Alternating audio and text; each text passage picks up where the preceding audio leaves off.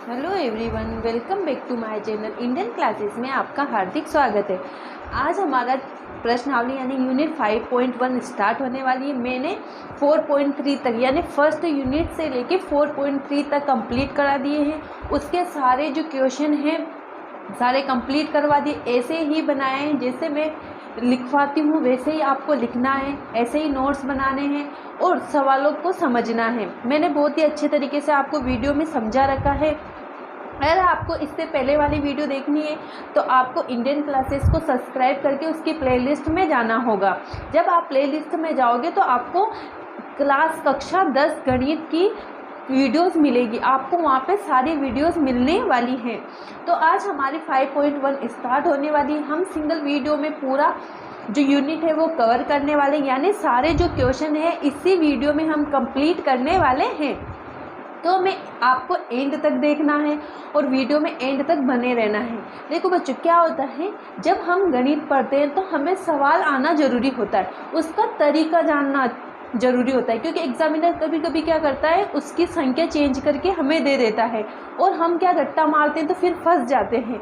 तो हमें सवालों का रट्टा नहीं मारना है, उसका तरीका ज्ञात करना है ना, कि वो किस तरीके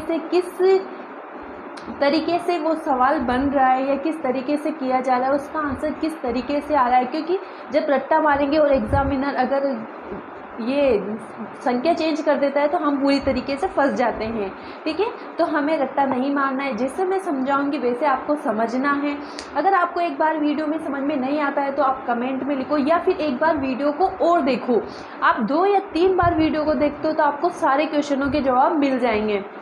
ठीक है, वैसे आपको एक बार में समझ में आ जाएगा। मैं अच्छे से समझाती हूँ और आपको भी देखना है और वीडियो को एंड तक देखना है। और जिस तरीके से मैंने लिख रखा है, बहुत से बच्चों को समझ में नहीं आता है कि मैडम किस तरीके से लिखे कॉपी में, तो मैंने लिख के आपको नोट्स बनाए हैं। ऐसे मैंने बोर्ड पे नहीं लिखवाया है, आपको कॉपी में ही लिख के बताया कि इस तरीके से हमें लिखना है।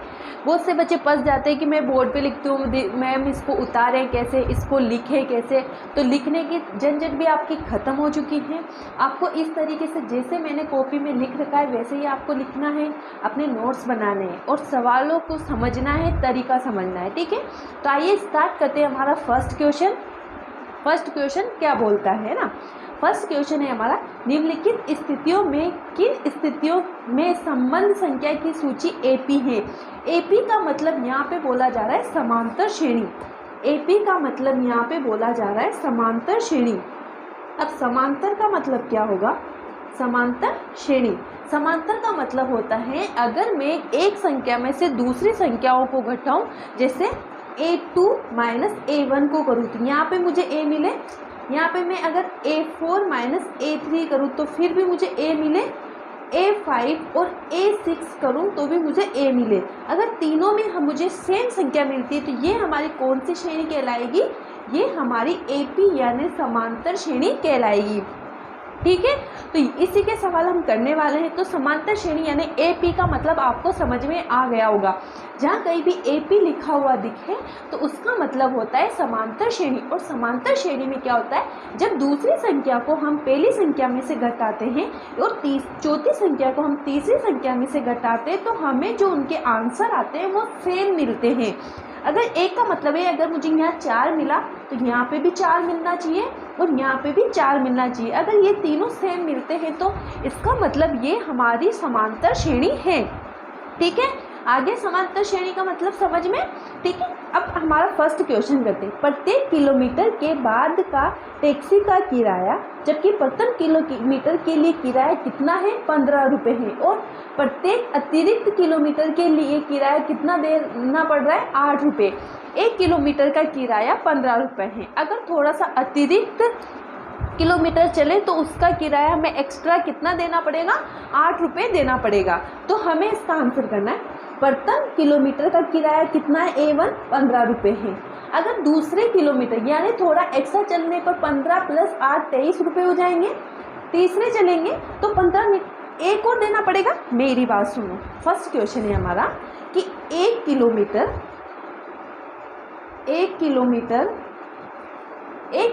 चलने पर चलने पर मुझे कितना किराया देना पड़ रहा है, 15 रुपये। चलने पर 15 रुपये, है ना। और थोड़ा अगर मैं 1 किलोमीटर के बाद अगर थोड़ा दूसरा चलूँ तो मुझे 15 में 8 जोड़ना पड़ेगा। अगर तीसरा थोड़ा और 3 किलोमीटर और चलूँ तो मुझे 15 + 8 जोड़ना पड़ेगा।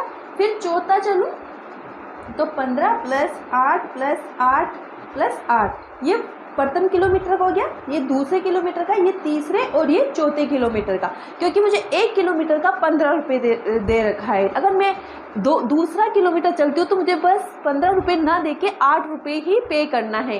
तो 15 और 8 मिलाएंगे 2 किलोमीटर चलेंगे तो उसी इसमें यही हो रहा है। दूसरे किलोमीटर का किराया A2 हो गया, तो 15 + 8 जोड़ के 23 रुपये हो गए, ठीक है।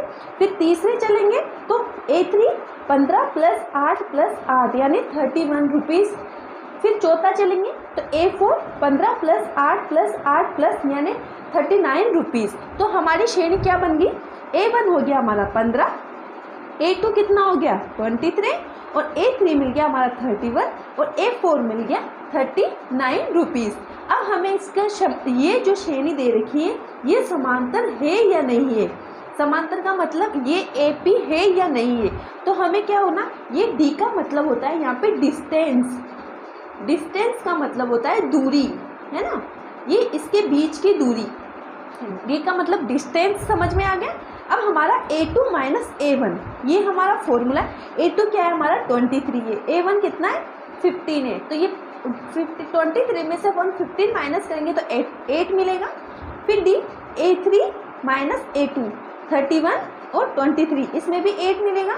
A4 - A3 तो 39 - 31 तो 8 मिलेगा। इसका मतलब यहाँ पे भी 8 आ रहा है, यहाँ पे भी 8 आ रहा है और यहाँ पे भी 8 आ रहा है। इसका मतलब यहाँ पे सेम आ रहा है। तो ये हमारी कौन सी श्रेणी होगी, AP श्रेणी होगी, यानी समांतर श्रेणी होगी।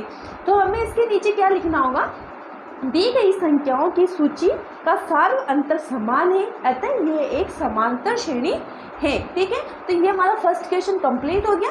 सेकंड क्वेश्चन है हमारा, माना बेलन में 64 लीटर हवा भरी हुई है ना। तो बेलन का सूत्र क्या होता है 4π², है ना। तो हमें A1 64 लीटर बन गया, 64 - 64 × 1/4 करेंगे हम तो कट जाएगा 16 बार। तो 64 - 16 यानी इसमें इससे माइनस करेंगे तो 48 आएगा। फिर दूसरा भी ऐसे ही करना है, ठीक है, इसको ऐसे ही करना है। 48 में से 12 माइनस करेंगे 36, फिर 36 × 1/4 यह करेंगे। तो अब ये तीनों अलग अलग आ रहा है, तो ये हमारी समांतर श्रेणी नहीं हो सकती। फिर भी हम एक बार चेक कर लेते हैं। A1 हमारा 64 मिला, 64 ये A1 हो गया। A2 हमारा 48 मिला, A3 हमारा 36 मिला और A4 हमारा 25 लीटर मिला। अब वही सूत्र लगाना है हमें, D यानी distance, A2 - A1, A3 - A2 और A4 - A3। तो ये जो सार्व अंतर है वो समान नहीं है। यहाँ पे -16 है, यहाँ पे -12 है और यहाँ पे 9 है। तो हमें क्या लिखना है, यह सार्व अंतर असमान है, अतः यह एक AP नहीं है, मतलब ये एक समांतर श्रेणी नहीं है।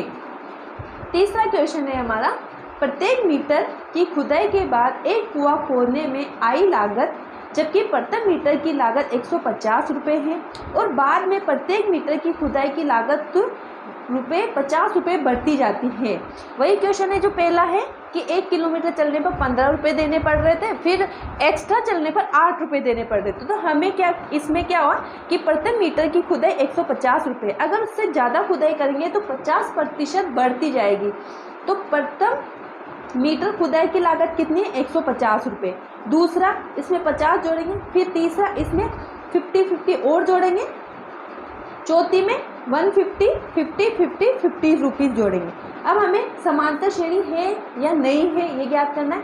तो D A2 - A1, A2 क्या हमारा 200 है और A1 क्या है 150 है, तो 50 रुपये।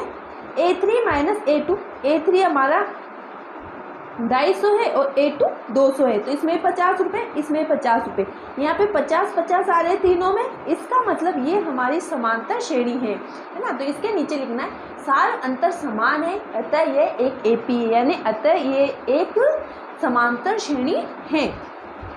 ठीक है, चौथा क्वेश्चन आता है हमारा, खाते में प्रत्येक वर्ष का मिश्रधन क्या होता है? मूलधन प्लस ब्याज।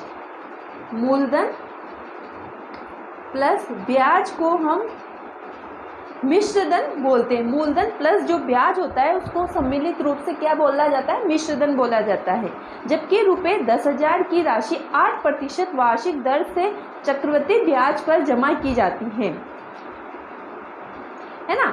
तो मूलधन कितना है हमारा? 10,000 है ना। दर कितना है? 8% है, यानी 8%। जैसे ब्याज होता है ना 2% के ब्याज पे 10,000 लेना, तो इसमें कितना प्रतिशत है? 8%। और प्रथम राशि कितनी है? 10,000। तो मिश्रधन मतलब मिश्रधन का मतलब हो जाएगा मूलधन प्लस ब्याज। तो मिश्रधन हमारा 10,000, ब्याज कितना है?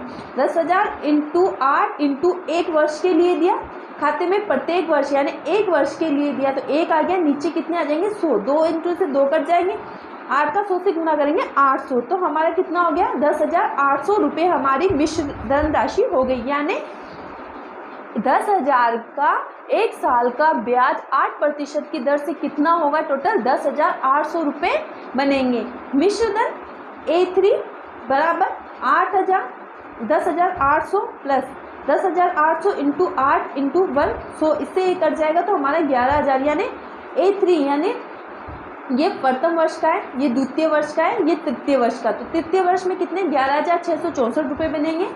चौथे वर्ष में 4 साल का में कितने बन जाएंगे? 12,597 रुपये।